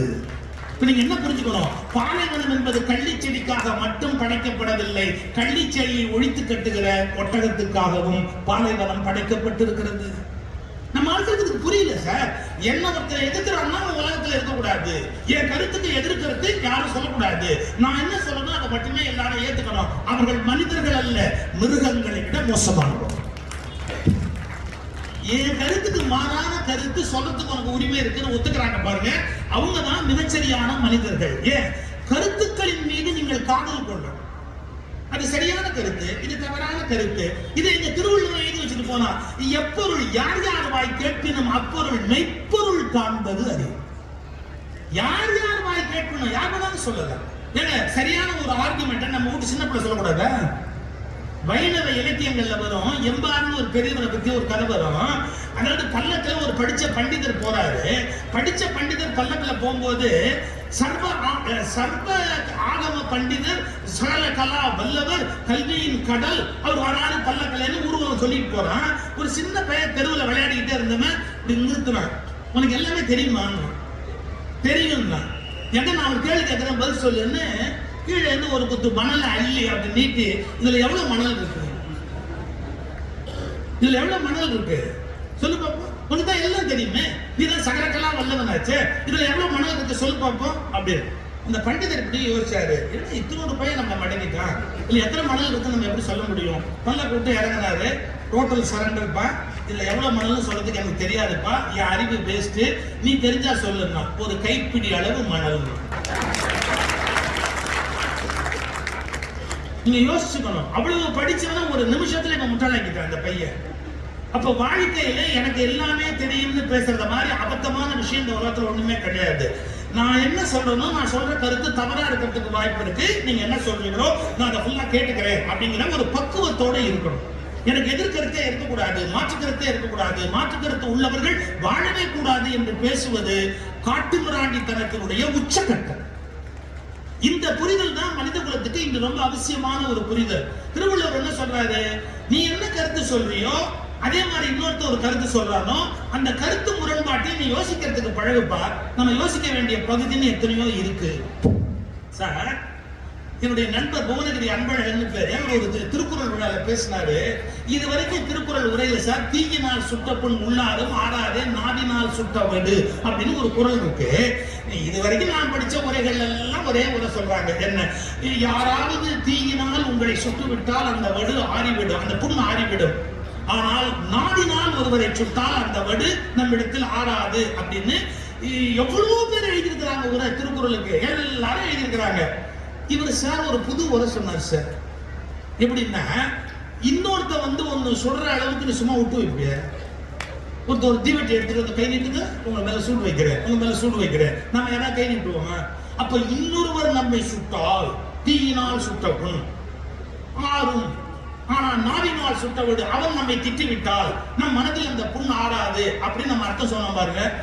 அப்படியே உண்டாவா அந்த பொருளை திருப்பினாரு. இல்ல இல்ல, நீ யாரையாவது தீயினால் சுட்டால் கூட அந்த புண் ஆறிவிடும், ஆனால் நீ நாவினால் ஒருவரை திட்டினால் உன் மனதில் ஏற்பட்ட வடு உனக்கு ஆறாது. ஏன் சார் இப்படி அர்த்தம் சொல்லலாமா? நீங்க ராமாயண கம்பராமாயணம் எடுத்து படிச்சு பார்த்தீங்கன்னா, லட்சுமணனை சீத்தை திட்டான்னு பாட்டு இருக்குது. நீ நிக்கிற நிலையை பார்த்தா நெறியா இல்லையே, நின்ற நீ நிலையது நெறியிற்று அன்றால் பேசுறான். இதுக்கப்புறம் சுந்தரகாண்டத்தில் அவன் உட்கார்ந்து இருக்கிற மரத்தடியில அப்ப என்ன சொன்னா தெரியுங்களா? என்ன வார்த்தை சொன்னா தெரியுங்களா? என்ன, நான் மஞ்சனா மைத்துனனை நான் சொன்ன சொல் பிழை, அது பிழை என்று என்னை ராமன் நீக்கி விட்டாரோ என்று தான் தவறாக பேசிவிட்டோமே என்று அதை சீத்தை நினைத்து அழுகிறாள் என்று கம்பன் எழுதுகிறார். வாழ்க்கையில் நீங்கள் பிறரை குறித்து பேசுகிற பேச்சு அவர்களை சுடுவதை விட உங்களை அதிகமாக சுடும் என்பதை தயவு செய்து புரிந்து கொள்ளுங்கள். நமக்கு அது தெரியல. நம்ம என்ன நினைக்கிறோம், நாம சொன்னா மற்றவங்க சுட்டுட்டதான் நினைக்கிறோம். கிடையாதுங்க. நாம சொல்ற மோசமான வார்த்தை, கெட்ட வார்த்தை, கொடும் சொல் அல்லது நெருப்பு கக்குகிற சொல் என்ன ஆகும்னா, அங்க சுத்தி இங்க சுத்தி அங்க சுத்தி இங்க சுத்தி நம்ம கிட்ட தான் வந்து சேரும். ஒன்னும் அது போகாது. அது ஒரு கணக்கு வச்சிருக்கு, எப்படியாவது டிராவல் பண்ணி மறுபடியும் நமக்கிட்டே வரும். இறையன்பு ஒரு புத்தகம் எழுதுகிறாரு, அதுல ஒரு வார்த்தை எழுதுவாரு. அதாவது அக்பர் என்ன பண்ணாரா, பீர்பால் இப்படி கூப்பிட்டு, அது என்னமோ இந்த இந்தியாவில் இருக்கிற தத்துவத்துல வந்து நீ யாருக்கு எது செய்தாலும் அது அவர்களுக்கே திரும்ப வரும், கர்ம வினை அப்படின்னு உங்க நாட்டுல ஒரு கருத்து சொல்றாங்க. அதை எனக்கு கொஞ்சம் புரிய வைக்க முடியுமா? இஸ் இட் பாசிபிள் அப்படின்னு கேட்டாரு. பீர்பால் சொன்னாரா, ஆமா, நாம யாருக்காவது ஏதாவது கெடுதல் பண்ணோம்னா அந்த கெடுதல் அப்படி சுத்தி இப்படி சுத்தி நம்ம கிட்ட வருங்க. நம்ம யாரையாவது திட்டினோம்னா அதை அப்படி சுத்தி இப்படி சுத்தி திரும்பி நம்ம கிட்ட வருங்க. நீங்க யாருக்கு என்ன கெடுதல் பண்ணாலும் உங்களுக்கு அது வருங்க அப்படின்னு உடனே கியூரியாசிட்டியில அக்பர் ஒரு காரியம் பண்ணாராம். என்ன? பட்டுன்னு பீர்பால் அடிச்சாராம். அடிச்சு சொன்னாரா, நான் மகாராஜா ஒன்னு அறிஞ்சிட்டேன், என்ன ஏதாவது அறிய முடியுமா? இது எனக்கு வருமா அப்படின்னாராம். இதுக்கெல்லாம் 24 ஹவர்ஸ்க்குள்ள பதில் சொல்ல முடியாது, வெயிட் பண்ணணும். பிலாசபி உண்மைதான், கேட்கிறவரு மகாராஜா, நான் உடனே இதுக்கு பதிலாம் சொல்ல முடியாதுங்க, ஆனா என்னால உங்களை அடிக்க முடியாது மட்டும் இல்ல போயிட்டாரு. இதுக்கு என்ன போச்சு, அப்படியே அவர் வெளியே வரும்போது பீர்பால் வாசல் இருக்கிற காவல்காரனை ஓங்கி ஒரு ஆதாரம். அவன் கேட்டான், என்ன ஏன் அடிச்சீங்கன்னா, மகாராஜா விளையாட்டு ஒண்ணு ஆரம்பிச்சிருக்கிறாரு, இன்னைக்கு யாரு முதல்ல பார்த்தாலும் அந்த கண்ணத்துல அறையணும். அவன் அடுத்த ஆளை பார்த்து ஓங்கி ஒண்ணு அரைஞ்சான். என்னடான்னா, அக்பர் ஆரம்பிச்ச விளையாட்டு நான் கண்டினியூ பண்றேன் அப்படின்னா. அப்படி இப்படி இப்படி இப்படி இப்படி போய் எல்லாம் முடிஞ்சு கமாலையிலேருந்து அரண்மனை வேலை எல்லாத்தையும் முடிச்சுட்டு ராத்திரி 10 மணிக்கு தன்னுடைய அந்தப்புறத்துக்கு அக்பர் உள்ள நுழைஞ்சு தன்னுடைய மனைவியோட பேசுறதுக்கு அந்தப்புறத்துக்குள்ள போனா கனவுல இருந்து மறைஞ்சு வந்து அவருடைய மனைவி என்ன அடிக்கிற, என்ன நீ அடிக்கிற அப்படின்னு. உங்களுக்கு தெரியாதா, இன்னைக்கு டெல்லி முழுக்க இதே விளையாட்டு தான். ஏன்னா டெல்லியில விளையாடுற மாதிரி வேற எங்கேயுமே விளையாட முடியாது சார். எந்தெந்த விளையாட்டு எனக்கு தெரியுமா? பாருங்க, அடிச்ச யாரு, அக்பரோட ஒய்ஃபு ஓடி படம்னு அடிச்சாலும் அடிச்சு சொன்னாலும் இது விளையாட்டு. யாரை காலையில இருந்து முதல்ல பார்த்தாலும் அடிக்கணும். நீங்க காலையில இருந்து என்ன பார்க்கவே இல்லை, இப்பதான் நான் உங்களை பார்க்கிறேன், அப்ப அந்த விளையாட்டு நான் உங்களை பார்த்து அடிக்கணுமா இல்லையா அப்படின்னு உடனே அக்பர் கண்ணை தட்டி சரி சரி தூங்கலாவா. அப்புறம் மறுநாள் காலையில தர்பாருக்கு வந்த உடனே பீர்பாலை பார்த்து சொன்னாராம், உங்க இந்தியாவில் இருக்கிற பிலாசபி கரெக்ட், யாரு கொடுத்தாலும் அவனுக்கு அது திரும்ப வரும் அப்படின்னு 10% correct, I agree with you அப்படின்னாரா. ஏன்னா நடந்தது முழுக்க வெளியே சொல்ல முடியாதுல்ல. இதை இறையன்பு ஒரு புத்தகத்தில் எழுதுறாரு, அக்பருடைய வாழ்க்கை வரலாறு குறிப்பிடப்பட்டிருக்கிறது அப்படின்னு சொல்லி. இது எதுக்கு சொல்ல வரேன் சார், நாம ஒருத்தர் நோக்கி ஒரு கடுஞ்சொல் சொன்னா அது வீணா போகாது சார். நாம யாரோ ஒருத்தருக்கு ஒரு வஞ்சனை பண்ணோம்னா அது வீணா போகாது சார். அது அப்படியே போய் தீயினால் சுட்ட புண் உள்ளாது மாறாது, நாவினால் சுட்ட வடு நம்மளை திரும்ப வந்து அது காயப்படும். அப்படி இருக்கும்போது நம்ம யோசிச்சு பேச வேண்டாமா? நாம ஒருத்தர் நோக்கி கடிஞ்சொல் சொல்லலாமா? யாராவது ஒருத்தர் வந்து நோகுபடியான ஒரு வார்த்தைகளான பயன்படுத்தலாமா சார்? சொல்லவே வேண்டி வந்தா கூட சில சமயத்துல சிலதை தவிர்த்துடணும். தாமஸ் ஆல்வா எடிசன் பல்பு கண்டுபிடிச்சாரு, உங்களுக்கு தெரியும். பல்பை கண்டுபிடிச்சிட்டு ரொம்ப கஷ்டப்பட்டாரு, நிறைய ஃபெயிலியர்ஸ்க்கு அப்புறம் கண்டுபிடிச்சாரு. பத்திரிகை நிருபர்களை கூப்பிட்டு நான் கண்டுபிடிச்சிருக்கிறேன் என்னுடைய சயின்டிபிக் இன்வென்ஷன் காட்டுறதுக்காக அவருடைய அசிஸ்டன்ட்டை கூப்பிட்டு சொன்னாரு, அந்த பல்பை எடுத்துட்டு வா. அவர் அசிஸ்டன்ட் எடுத்துட்டு வரும்போது கீழே போட்டு உடைச்சிட்டாரு. அதுல இருந்து தான் அந்த பல்புங்கிற வார்த்தை வந்தது என்னமே தெரியல. என் போல யாராவது ஏமாந்து போயிட்டா பல்பு அப்படின்னா ஏன் சொல்றான்னு தெரியாது. அவன் எடிசனுக்கு பேர கீழே விழுந்து உடைச்சு விட்டான். யார்? அந்த அசிஸ்டன்ட் உடைச்சுட்டார். உடைச்ச உடனே அந்த பத்திரிகை உடைச்சிட்டார். தாமஸ் ஆல்வா எடிசன் ரொம்ப அழிஞ்சிக்கல. அதனால மறுபடியும் இன்னொரு பல்பு தயாரிச்சா போச்சு. கொஞ்சம் டைம் எடுக்கும், ஒரு 1 வீக் ஆகும். நீங்க ஒரு வாரம் கழிச்சு வந்து என்ன பாருங்க, நான் ரெடி பண்ணிட்டு உங்களை கூப்பிடுறேன் ப்ளீஸ் அப்படின்ட்டார். ஒன்றும் திட்டல செக்ரட்டரி, விட்டுட்டு ஒரு வாரம் கழிச்சு மறுபடியும் ஆச்சு. பத்திரிகையாளர்கள் எல்லாம் கூப்பிட்டாரு, அந்த பல்பை மறுபடியும் காட்டணும். அதே அசிஸ்டன்ட்டை கூப்பிட்டாரு, பல்பை எடுத்துட்டு எல்லாரும் என்னங்க சொல்லியிருப்பாங்க, அவனையே அனுப்புறீங்க, அவன் தான் ஏற்கனவே உடைச்சவனாச்சு, அவன் தான் முன்னாடியே போட்டு உடைச்சாங்க. நம்ம வாழ்க்கைக்கு ஒரு அபிப்பிராயம், ஒரு தடவை ஒருத்தன் உடைச்சுட்டான்னா வாழ்நாள் முழுக்க அதே தான் நம்ம செய்வோம் அப்படிங்கிற அபிப்பிராயம் அந்த அம்மாமார்களுக்கு பிள்ளை மேல உண்டு. உங்கள்கிட்ட குத்தானி கொட்டிடுவேன், புருஷன் சொல்ல உங்கள்கிட்ட குத்தானி செலவு பண்ணுவேன். வாழ்நாள்ல ஒரு தடவை ஒரு காரியத்தை பண்ணிட்டா கடைசி வரைக்கும் அதையா பண்ணுவான். இப்ப சில பேர் தட்டி தவறி ஃபர்ஸ்ட் ரேங்க் வாங்குவான், அப்புறம் அதை வாங்குவான் வாங்கவே மாட்டான். இது தெரியாம வந்துருச்சு ஃபர்ஸ்ட் ரேங்க், அதுக்கப்புறம் என்ன வந்தது அவன் பாட்டுக்கு ஒதுக்கி பேசாம போடுவான். பட் நம்ம மைண்ட் செட் எப்படி தெரியுங்களா, நேற்றுக்கு ஒருத்தன் ஒரு காரியம் பண்ணிட்டா இன்னைக்கு அதே தான் பண்ணுவாங்க. பெர்னார்ட் ஷா ஒருத்தன் கேள்வி கேட்டான், உலகத்திலேயே நீ மதிக்கிற மனுஷன் யாருன்னு கேட்டான். ஒரு நிமிஷம் யோசிச்சுட்டு பெர்னார்ட் ஷா சொன்னாரு, என் டெய்லர். எங்க இந்த பதில் யாராவது எதிர்பார்ப்போமா? நீ மதிக்கிற மனுஷன் யாரு? என் தெரியல இருந்தாரு. ஏன் அப்படின்னா அவன் தான் ஒவ்வொரு தடவையும் என்ன சரியா அளந்து பாக்குறான். பழைய அளவை நம்பி என்ன அப்படியே இல்லை, நான் எப்படி இருக்கிறேன்றத அப்பப்ப அளந்து பார்க்கறான். இது சாதாரண வார்த்தை இல்லைங்க. யாரை பத்தியும் ப்ரீ கன்சீவ்டு ஐடியாவோட லைஃப்ல அணுகாதீங்க. அவங்க ஃப்ரெஷ்ஷா இருக்கிறதுக்கு வாய்ப்பு இருக்கு. நேற்றுக்கு கொலகாரனா இருந்தவங்க கூட இன்னைக்கு நல்லவனா மாறி இருக்கலாம். இன்னைக்கு நல்லவனா இருந்தவங்க கூட கொலகாரனா மாறி இருக்கலாம். நெருநல் உடன் ஒருவன் இன்றில்ல என்னும் பெருமை உடைத்து இவ்வுலகு. ஏன்னா மனுஷன் மாறிக்கிட்டே இருக்கிறான். அவன் நேற்றுக்கு இருந்த மாதிரி இன்னைக்கு இருக்கணுங்கிற அவசியம் கிடையாது. இது நம்ம ஜனங்களுக்கு தெரியாது. நம்ம எப்படி பண்ணுவோம்னா பழைய விஷயங்களை வச்சே புதிய முடிவுகளுக்கு வருவோம். அப்ப இந்த கத்திரி எல்லாம் சொல்றாங்க, அவனே இப்ப பல்ப் எடுத்துட்டு சொல்றீங்களே, அவன் உடைச்சிருவானு. எடிசன் என்று சொன்னாரு, இது போன தடவை உடைச்சதாலேயே இந்த தடவை ஜாக்கிரதையா கொண்டு வருவோம். ஏன்னா வாழ்க்கையில ஒரு தப்பு பண்ணிட்டான். நம்ம தப்பு எவ்வளவு பெரிய தப்புன்னு உணர்ந்திருப்பான்.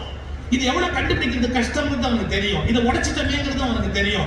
அதனால அவன் கண்டிப்பா தப்பு பண்ண மாட்டான். இது என்னுடைய முடிவு. அந்த தப்பு என்னன்னு உணர்ந்துட்டான், அவன் அந்த தப்பை செய்ய மாட்டான். இது முதல் விஷயம். 2, இப்ப அவன் உடைச்சா கூட நான் கோவப்பட மாட்டேன். ஏன் அப்படின்னா பல்பு உடைஞ்சா வேற பார்த்து நம்ம செஞ்சிடலாம். நாம எதுக்கு தகுதி இல்லைன்னு ஒரு மனுஷன் மனசு உடைஞ்சிட்டா அவன் அப்புறம் நம்மளால காப்பாற்ற முடியாது.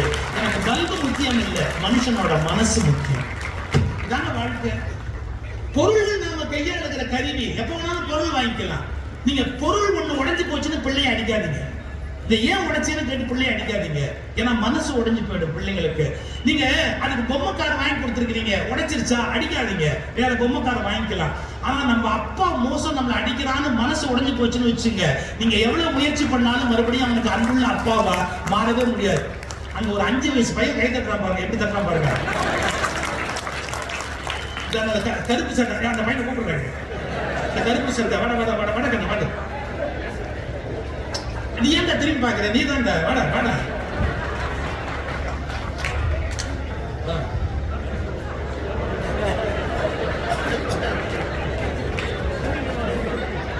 இதுங்களா இப்ப அடுத்த காமெடி. அவனுக்கு ஜீவா பரிசு கொடுப்பாரு. அவன் தலைவர்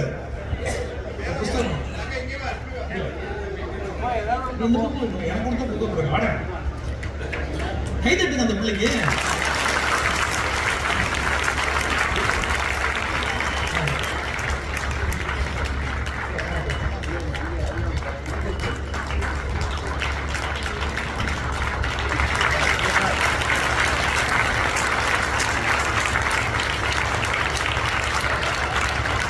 என்ன சந்தோஷம். நம்ம அப்பாவை பத்தி நம்ம சொல்ல முடியாது. இந்த ஆளு மைக்கு வச்சு எல்லாரும் கேட்கப்படியா சொல்றாரு.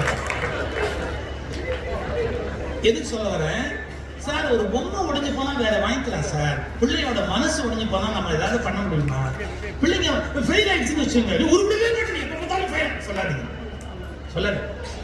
டேய் நீ என்ன முயற்சி பண்ண போயிடுச்சு, அதனால என்ன தாராளமா நீ மறுபடியும் ட்ரை பண்ணு. நீ உன்னை பத்தி எனக்கு தெரியுங்க டே அப்படிதான் பாராட்டணும். இதுதான் ரொம்ப இம்பார்ட்டன்ட் லைஃப்ல.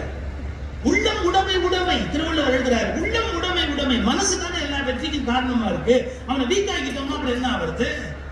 சோ நல்ல விஷயங்களை படிக்கணும். நல்ல நல்ல வாழ்க்கையை நோக்கி நாம மாற்றி அமைப்பதற்கான முயற்சிகள்ல ஈடுபடணும். நம்மளை எப்படி மேல கொண்டு போகணும். எனக்கு இருக்கிற சிக்கல் என்னன்னு கேட்டா, நான் எந்த கருத்து பேசினாலும் அது ஏதோ ஒரு ஆதாரம் இல்லாம பேச மாட்டேங்க. நிச்சயமா ஒரு புத்தகத்துல ஒரு பக்கத்துல அதுக்கான ஆதாரம், இல்ல ஒரு கல்வெட்டுல அதுக்கான ஆதாரம், இல்ல ஒரு செப்பு பட்டயத்துல அதுக்கான ஆதாரம், அது இல்லாம நான் பேசவே மாட்டேன்.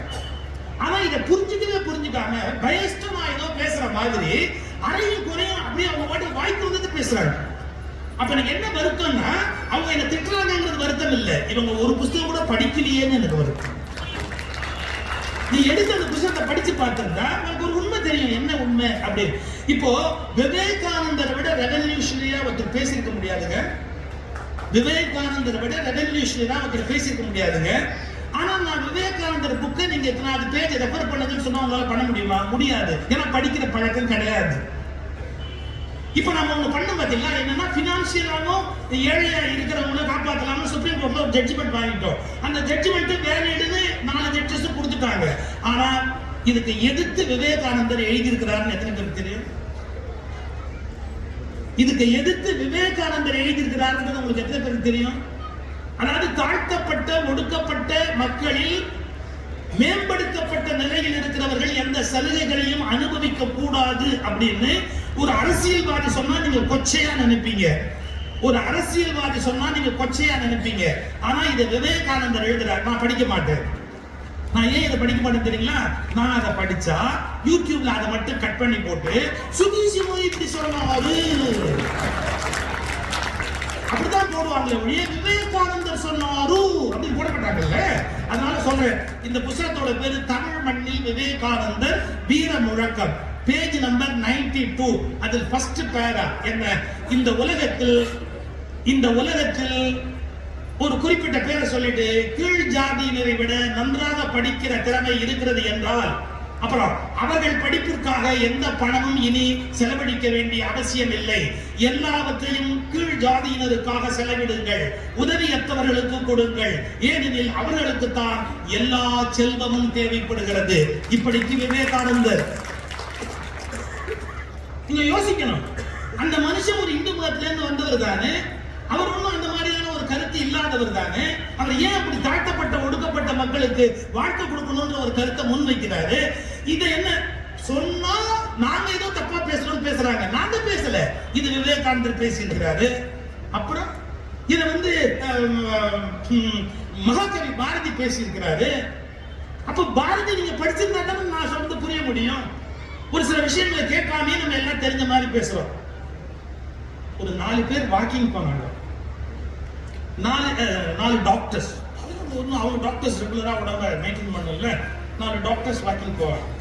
4 டாக்டர்ஸ் வாக்கிங் போயிட்டு வந்து ஒரு டீ கடையில் நின்று டீ சாப்பிட்டு ஒரு வடை சாப்பிட்டு இருந்தாங்க. நம்ம குணமே அதுதான். வாக்கிங் போய் செலவு பண்ண கலோரியை சாப்பிட்டு தான் வீட்டுக்கே வரும். இவ்வளவு சாப்பிட்டு காலையில ஒரு பொங்கல் வடை சாப்பிட்டேன்னா நீ 4 மைல் நடந்ததே வேஸ்ட். ஆனால் நம்மளால அதை நிறுத்த முடியாது. நல்ல சுகர் போட்டு டீயை போட்டு 4 பேர் டாக்டர்ஸ் அழகா அந்த டீயை சாப்பிட்டுட்டே நின்றுட்டே இருந்தாங்க. அப்ப யாரோ ஒருத்தன் ஒரு 200 மீட்டருக்கு அந்த பக்கம் முன்னாடி கால் அப்படி நொண்டிக்கிட்டு வந்தான். ஒரு டாக்டர் MS ஆர்த்தோ. அவர் சொன்னாரு, I think there is some problem in L6 or L5. எனக்கு அவ்வளோ கிட்டிக்காரு. L6 or L5. யாரு? MS ortho. ஒன்னு நியூரோ சொன்னார். No no no no, it is a neurological problem. He is unable to work. I think test எடுத்தா scan பண்ணா neurological problem ஆகும்.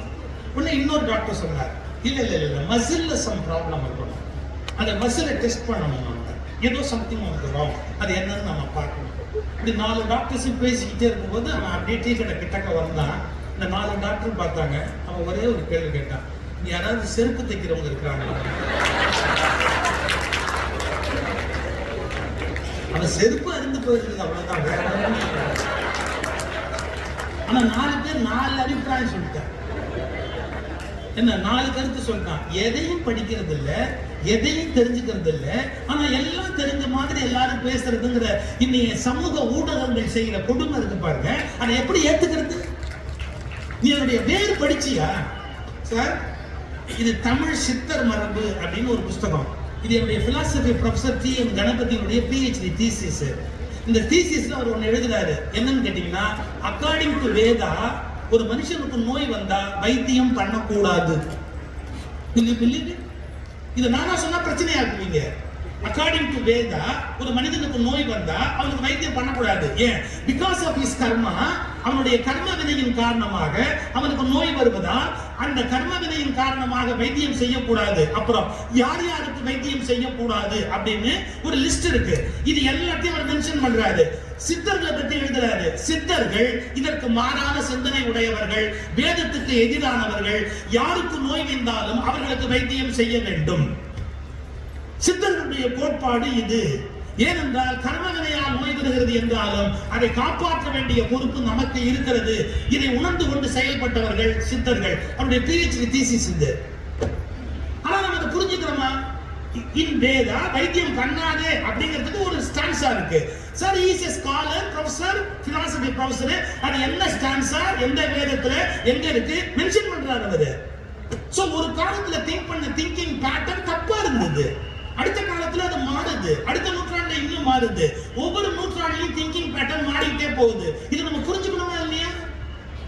அப்ப நீங்க புத்தகங்களை படிச்சா மட்டும்தான் உலகத்துல என்னென்ன மாற்றங்கள் நிகழ்ந்திருக்கிறது அப்படிங்கறத நீங்கள் புரிந்து கொள்ள முடியும். என்னென்ன மாற்றங்கள் நிகழ்ந்திருக்கிறதுங்கிறத உங்களுக்கு புத்தகங்கள் தான் கற்றுக் கொடுக்க முடியும். இதோட இன்னும் கொஞ்சம் ஒரு கோணத்துல நீங்க யோசிச்சு பாருங்க. நம்முடைய வாழ்க்கை முறையில நாம் இன்றைக்கு அனுபவித்துக் கொண்டிருக்கிற பல விஷயங்கள், அறிவு சார்ந்த விஷயங்கள், இவையெல்லாம் நமக்கு யார் கொடுத்தா, எது கொடுத்தது, புத்தகங்கள் நம்முடைய வாழ்க்கையில எவ்வளவு பெரிய உதவியை நமக்கு செய்திருக்கிறது, இவைகள் எல்லாம் நாம யோசிச்சு பார்க்கணும். இப்படி சொல்ல பாருங்க, நான் ஏன் கற்கன்னு சொல்றேன் அப்படிங்கிற அந்த ஒரு பகுதியை மட்டும் நான் விளக்குறேன். இப்ப இந்த நாட்டுல 2 தியரி ஓடிட்டு இருக்குதுங்க. இந்த நாட்டுல 2 தியரி ஓடுது. என்ன தெரியுங்களா? இல்ல ஒருத்தன் வந்து ஜெனட்டிக்கலி அறிவாளியா இருந்தா மட்டும்தான் அறிவாளியா இருக்க முடியும். அதாவது படிக்கிறதுக்குன்னே சில பேருக்கு தான் தகுதி இருக்கு, அவன் அறிவாளியா பிறக்கணும். அப்படி ஜெனட்டிக்கலி அறிவுள்ளவன் தான் அறிவாளியா இருப்பான் அப்படின்னு சொல்ற ஒரு குரூப் இருக்கு. இல்ல எல்லாருமே படிச்சு மேல வரணும், ஜெனட்டிக்கலி இருக்கிற மேன்மைங்கிறத பத்தி பேசக்கூடாது, இது வந்து பொய், நாம எல்லாருமே படிச்சா முன்னுக்கு வந்துட முடியும் அப்படின்னு 2 கருத்து இருக்கு. 2 கருத்துலயும் பாதி உண்மை இருக்கு, பாதி பொய் இருக்கு. நம்ம யோசிச்சோமா? இது எப்படி புரிஞ்சுக்கிறது பாருங்க. ஜெனட்டிக்கலி சில விஷயங்கள் கேரிட் ஆகும், அதை மறுக்கவே முடியாது. இப்ப அவங்க அப்பாட்ட இருக்கிற ஒரு குவாலிட்டி, தாத்தாட்ட இருக்கிற ஒரு குவாலிட்டி இந்த பையனுக்கு வரும், அதுல எந்த டவுட்டுமே கிடையாது. சோ ஜெனட்டிக்கலி சில பேருக்கு சில விஷயம் கொடுக்கப்படுங்கிறத நம்ம மறுத்திட முடியாது.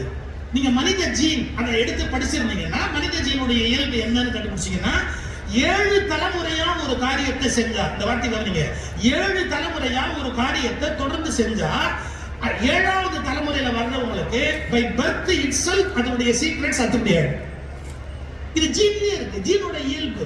ஜெனட்டிக்கலி கத்துக்கும், அது எப்படி கத்துக்கும், என்ன கத்துக்கலாம் தெரியாது, ஆனா அது ஜெனட்டிக்கலி ரெஜிஸ்டர் ஆயிடும். இது வச்சுக்கிட்டு என்ன சொல்றாங்க, பிறப்புனாலேயே உயர்வு தாழ்ந்து இருக்கணும், அவங்க வந்து எப்பவுமே உயர்வா இருக்கணும், மற்றவங்களுக்கு எல்லாம் படிப்பு வராது, அவங்க வர வேண்டிய அவசியமே இல்லை, இப்படி ஒரு ஸ்கூல் ஆஃப் தாட் இருக்கு.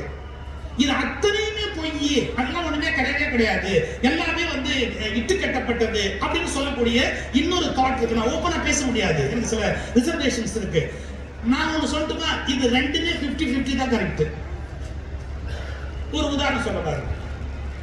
தூக்குனாங்குருவி வீடு கட்டுற மாதிரி உங்களால கட்ட முடியுமா? கரையான் புத்து எடுக்கிற மாதிரி உங்களால புத்து எடுக்க முடியுமா? ஒரு பழைய பாட்டு இருக்கு, ஒன்னொன்னு சிலந்தி கூடு கட்டுற மாதிரி நமக்கு கூடு கட்ட முடியுமா? இது பழைய அவ்வையார் பாட்டு இருக்கு, உங்களுக்கு தெரியும். கரையான் புத்து எடுக்கிற மாதிரி நம்மளால எடுக்க முடியாது, சிலந்தி வலை பின்ற மாதிரி நம்மளால பண்ண முடியாது. இதை விட தூக்குனாங்குருவி வீடு கட்டுற மாதிரி நம்மளால கட்ட முடியாது. நீங்க படிச்சிருக்கீங்களா? தூக்குனாங்குருவி 2 தடவை வீடு கட்டும். அதுக்காக நம்மால் மாதிரி 2 வீடு கட்டாது, ஆனா 2 தடவை வீடு கட்டும். எப்படி தெரியுங்களா? ஃபர்ஸ்ட் மரத்துல போய் தூக்குனாங்குருவி காதல் வந்த உடனே ஒரு கூடு கட்டும். எதுக்கு தெரியுமா? அந்த ஃபீமேல் அதுக்கு ப்ரூவ் பண்றதுக்கு, நான் வந்து ஃபேமிலியை ரன் பண்ற அளவுக்கு குவாலிஃபைடு, பாரு எவ்வளவு அழகா வீடு கட்டியிருப்பேன். யூ won't believe சார், இதுங்க ஆண் குருவி எல்லாம் கூடு கட்டிட்டு அப்படி பறந்து போனதுக்கு அப்புறம் பெண் குருவிகள் ஒன்னொன்னா வந்து ஒவ்வொரு வீடா எட்டி பார்க்கும். எட்டி பார்த்து இருக்கிறதுல எவன் நல்லா வீடு கட்டியிருக்கிறானோ அந்த குருவியை செலக்ட் பண்ணும் பார்ட்னரா. இது நம்ம பொண்ணுக்கும் இருந்திருந்தா வீடு எவ்வளவு நல்லா இருக்கு. இவன் எதிர்காலத்துல காப்பாற்றுவானா மாட்டானா, இவன் குடிப்பானா குடிக்க மாட்டானா, உருப்பிடுவானா உருப்பிட மாட்டானா தெரியாம சிக்கிக்கிட்டு கடைசியில வாழ்க்கையில கஷ்டப்படுறவங்க எவ்வளவு பேர். அந்த தூக்குனாங்குருவி நம்மளோட இன்டெலிஜென்ட். இந்த வீடு கட்டினதை பார்த்துட்டு இந்த மேல் பார்ட்னர் இவரோட நம்ம குடுத்தம் நட்டு குள்ள கட்டலாம் அப்படின்னு முடிவு பண்ணோம் ஆச்சுங்களா. உடனே அதை செலக்ட் பண்ணி லவ் பண்ணி சிக்னல் கொடுக்கும், நான் உன ஐ லவ் யூ அப்படிங்கிறோம். சார் ஐ லவ் யூ சொன்ன உடனே மேக் பண்ணி இது முட்டை இடுறதுக்காக பெரிய வீடு இன்னொரு தடவை கட்டும். ஏன்னா குஞ்சுகள்லாம் உட்காரணும், அதுதான் மரத்துல பெரிய வீடு கட்டுறோம், அதுக்கெல்லாம் எல்லாம் இருக்கிற மாதிரி அது வீடு கட்டுறோம். இதுல பெண் தூக்குனாங்குருவி ஆண் தூக்குனாங்குருவி சௌக்கியமா வாழும். இந்த இன்டெலிஜென்ஸ் நம்மள எத்தனை பேருக்கு இருக்கு? அதுக்கு இருக்கு. அது எங்கேயாவது பாலிடெக்னிக்ல போய் வீடு கட்டுறதுக்கு படிச்சுதா? அது மதுரை யூனிவர்சிட்டி கரஸ்பாண்டன்ஸ் கோர்ஸ்ல ஜாயின் பண்ணிச்சா? அதுக்கு மட்டும் அப்படி அழகா வந்து நாரை போத்து அழகா ஒரு வீடு கட்டுற டெக்னிக் அது எங்க போய் படிச்சது? Genetically carried out. வெறும் ஜீன் பரம்பரை அணுவுல வருது. அதுக்கு அந்த வீடு எப்படி கட்டணும் அப்படிங்கிறது அதனுடைய பரம்பரையில வருது. நல்ல விவசாயம் பண்றவங்க கேளுங்க, நிறைய விளைஞ்சு கிடக்குது ஒரு இடத்துல. இந்த கிழங்கு சாப்பிடக்கூடியதா, இந்த கீரை சாப்பிடக்கூடியதா, இந்த செடி சாப்பிடக்கூடியதான்னு அவங்க முடிவெடுக்கணும். அவங்களால முடிவெடுக்க முடியாது. ஆட்டை அவுத்து விட்டுருவாங்க. ஆடு எதையெல்லாம் கிடைக்குதோ அதையெல்லாம் மனுஷன் சாப்பிடுவான். மறந்தும் விஷத்தை கிடைக்காது. ஒரு விஷ செடியை கடிச்சு தின்னு ஆடு செத்து போவாது. நம்ப முடியுமா?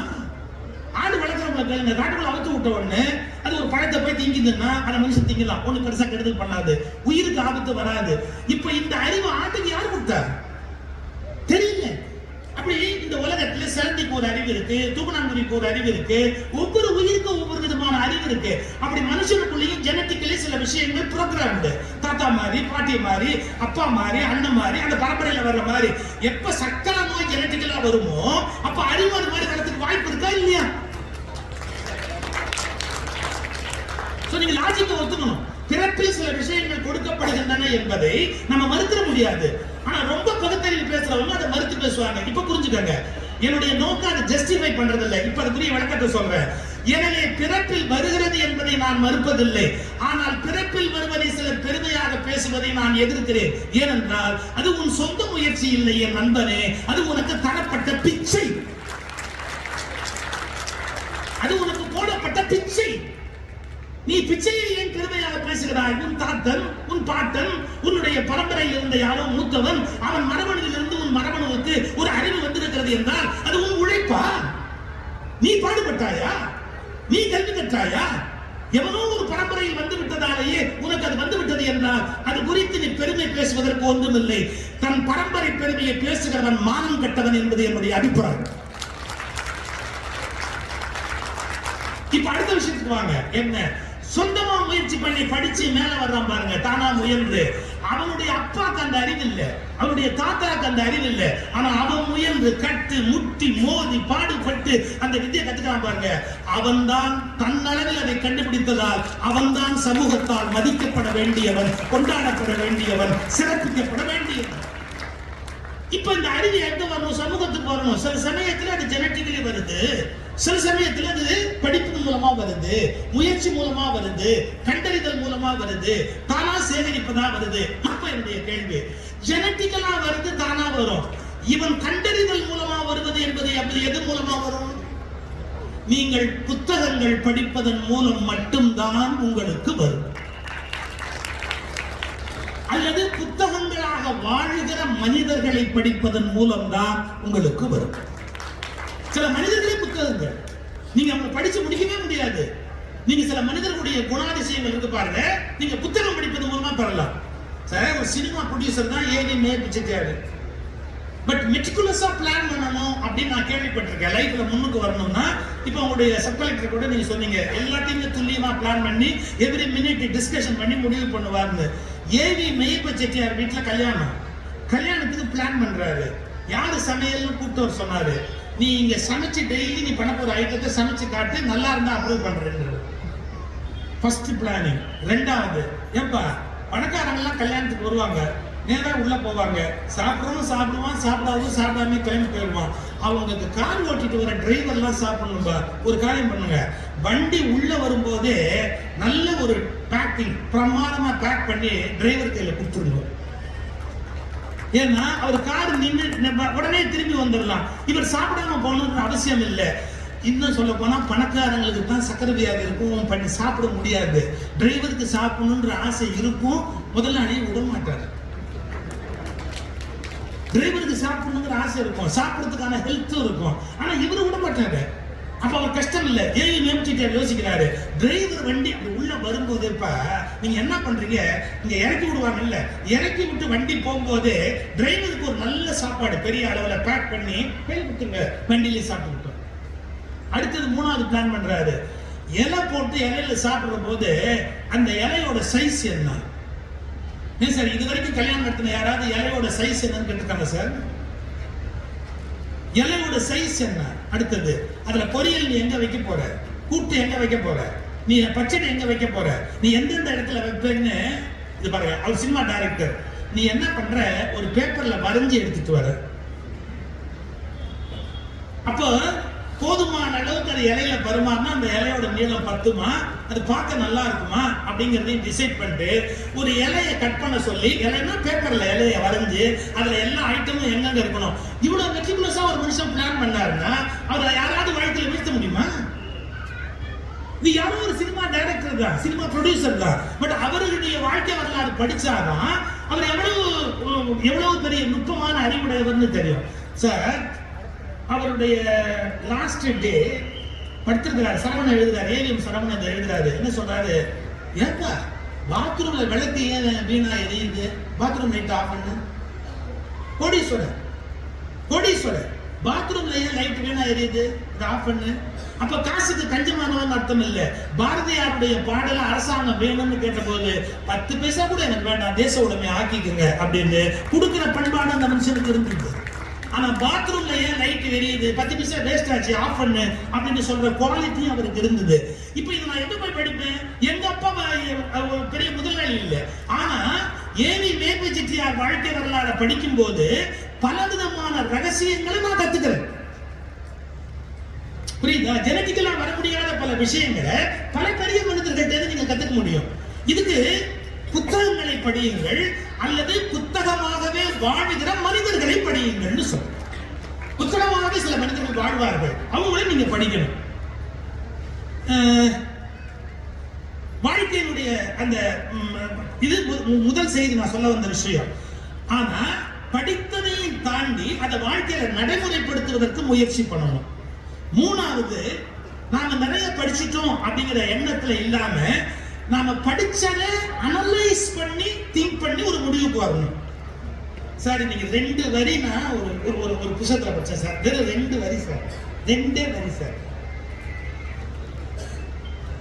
ஒரு 2000 ரூபாய் நோட்டு கீழே கிடந்தால் காகிதத்தை சாப்பிட வேண்டும் என்று கழுதைக்கு தெரியும். 2000 ரூபாய் நோட்டு கீழே கிடந்தால் காகிதம் சாப்பிட வேண்டும் என்று கழுதைக்கு தெரியும். 2000 ரூபாயை உடனே சாப்பிட்டு விடும். ஆனால் அதுக்கு ஒன்று தெரியாது, 2000 ரூபாயை கடையில் குடைத்து பேப்பர் வாங்கினால் வாழ்நாள் முழுவதும் சாப்பிட முடியும் என்பது அந்த கழுதைக்கு தெரியாது. சாதாரணமான விஷயமா இருக்கு. 2000 ரூபாய் அப்பவே சாப்பிட்டாலும் சாப்பிடலாம். 2000 ரூபாய்க்கு பழைய பேப்பர் கடையில் கொடுத்து பழைய பேப்பர் வாங்கி வச்சா வாழ்நாள் முழுக்க கழுது சாப்பிடலாம். இது மனுஷங்க யோசிக்க வேண்டிய விஷயமா இல்லையா? 2 வரி, ஆனா வாழ்க்கையில் எவ்வளவு பெரிய விஷயம். அந்த 1000க்கு 2000க்கு ஓட்ட விற்கிறாங்களே.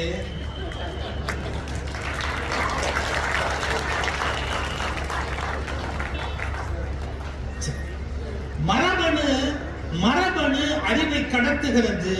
கரெக்ட். புத்தகங்கள் தான் வெளியிலிருந்து அந்த வேலையை செய்கிறது. இப்ப நான் இந்த புத்தகத்தை படிச்சுட்டேன் அப்படின்னா இது பத்திய பல விஷயத்தை நான் தெரிஞ்சுக்கிட்டேன். இந்த புத்தகத்தை எடுத்து படிச்சுட்டேன்னா இதுல இருக்கிற பல விஷயத்தை நான் தெரிஞ்சுக்கிட்டேன். அப்ப புத்தகங்கள் வெளியிலிருந்து எனக்கு அறிவை கடத்துகிறது. அப்ப நான் என்ன பண்ணணும்? கற்ற வழி நிற்க. படிக்கணும், படிச்சுட்டு நான் நடைமுறைப்படுத்தணும். இப்ப நீங்க ஒரு வினாடி யோசிச்சு பாருங்களேன். கற்பதை வாழ்க்கையில் நடைமுறைப்படுத்தினால் நம்முடைய வாழ்க்கையில் வெற்றி என்பது நிச்சயமாக நமக்கு வந்து சேருகிறது. எப்படி வரும்? ஏன்னா நீங்க எதை படிச்சிருக்கீங்களோ அதை நடைமுறைப்படுத்த தொடங்குறீங்க. அது உங்க வாழ்க்கையில மிகப்பெரிய திருப்பு முனையாக அமைகிறது. அதுக்காகத்தான் புத்தகங்களை தேடி தேடி கற்பதை நாம ஒரு பழக்கமாக கொள்ள வேண்டும். என்ன புத்தக காட்சிக்கு வந்தோம், கேன்டீன்லயும் வியாபாரம் நல்லா இருந்ததுன்னு சொன்னாங்க. நான் ஒன்றும் அப்செக்ட் பண்ணல. நல்லா வாசனை பிரமாதமா தான் இருந்தது. நான் வாசனையை மட்டும்தான் சாப்பிட்டேன். வாசனை பிரமாதமா இருந்தது, நான் இல்லைன்னு சொல்லல. ஆனா அதுக்காக மட்டும் நாம இங்க வரல. அதையும் சாப்பிட்டுட்டு நாம புத்தகங்களை உள்ள போய் வாங்கி வச்சு திரும்பி அதை படிக்கிற பழக்கத்தையும் ஏற்படுத்தணும். நான் இப்ப முடிச்சிடுறேன். மனுஷன் விலங்குலேருந்து எப்படா மனுஷனா மாறுறான் அப்படிங்கிறத ஒரு குறள்ல திருவள்ளுவர் சொல்றாரு. என்ன சொல்றாரு? விலங்கோடு மக்கள் அணையர். விலங்குக்கும் மனுஷனுக்கும் வித்தியாசம் இல்லை. ஏன் இல்லை? அதுவும் பிறக்குது, நாமளும் பிறக்கிறோம். அதுவும் திங்குது, நாமளும் திங்கிறோம்.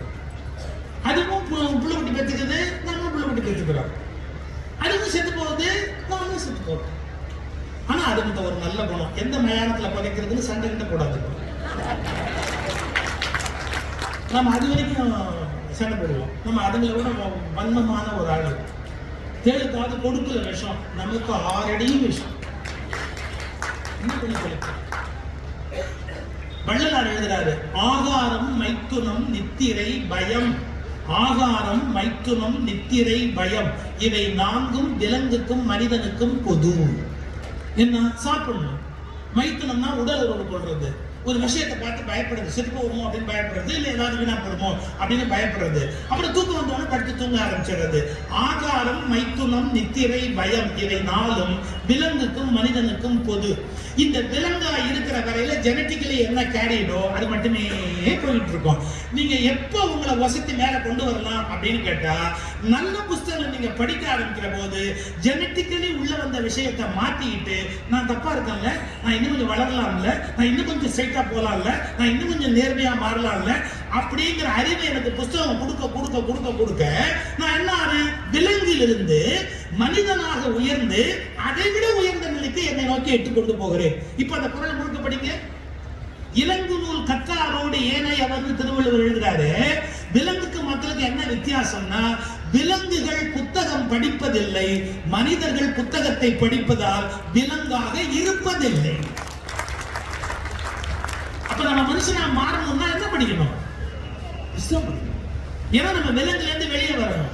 விலங்குக்கு அது என்ன மாதிரி ப்ரோக்ராமோ அதுதான். ஒரு தவளை முன்னாடி தூக்கி ஒரு தேனை போட்டீங்கன்னா, இந்த யூடியூப்ல பாருங்க, ஒரு தவளை முன்னாடி தூக்கி ஒரு தேனை போடுங்க, அப்படி படிச்சு திங்கும். அது நினைச்சு வெஜிடேரியனால மாற முடியாது. அது நீங்க இப்ப கோச்சிக்க முடியுமா? ஏதாவது இந்த வெஜிடேரியனா மாறணும்னு இப்ப கேட்க முடியுமா? முடியாது. பட் நமக்கு ஆப்ஷன் இருக்கு. வேணும்னா வெஜிடேரியனா இருக்கலாம், வேணும்னா நான் வெஜிடேரியனா இருக்கலாம், வேணும்னா 48 நாள் விரதம் இருக்கலாம், வேணும்னா தண்ணி குடிச்சிட்டு இருக்கலாம், வேணும்னா 10 பேருக்கு சாப்பாடு போடலாம், வேணும்னா நம்ம சாப்பிடாம உட்கார்ந்து இருந்து செத்து கூட போகலாம். அந்த உலகத்துல இந்த ஆப்ஷன்ஸ் மனுஷனுக்கு இருக்கு பாத்தீங்களா? இந்த ஆப்ஷன்ஸ் எதுவுமே விலங்குக்கு கிடையாது. அதுக்கு விலங்குனே ஏன் பேர் தெரியுங்களா? தன்னுடைய சுய வில், அதாவது free will, free will execute பண்ண முடியாததால தான் அது விலங்கிடப்பட்டது விலங்கு. ஆனா ஃப்ரீ வில் எக்ஸிக்யூட் பண்ணி தன்னை கீழே இருந்து மேல தூக்கிட்டு போகக்கூடிய கெப்பாசிட்டி மனிதனுக்கு இருப்பதால தான் இவன் விலங்கு இல்லை. அப்ப நம்ம விலங்கு இல்லைன்னு ஆகணும்னா, விலங்கோட மக்கள் அடையாள அந்த பொருளை எடுத்து வீட்டுல போய் தயவுசெய்து எடுத்து படிச்சு பாருங்க. நம்ம விலங்கா இல்லாம ஆகணும்னு நினைச்சோம்னா என்ன பண்ணணும்? கற்பதன் மூலம் மட்டும்தான் விலங்கிலிருந்து விடுதலையாகி மனிதனாக நம்மால் உயர முடியும். எனவே புத்தகங்களை நேசியுங்கள், புத்தகங்களை வாசியுங்கள், புத்தகங்களை சுவாசியுங்கள். நன்றி. இந்த பதிவை குறித்து உங்களுடைய கருத்துக்கள் வரவேற்கப்படுகின்றன. மறவாது ஐதர்மபுரி சேனலை சப்ஸ்கிரைப் செய்து பாருங்கள். இந்த நாள் இனிய நாளாக அமைய வாழ்த்துகின்றோம்.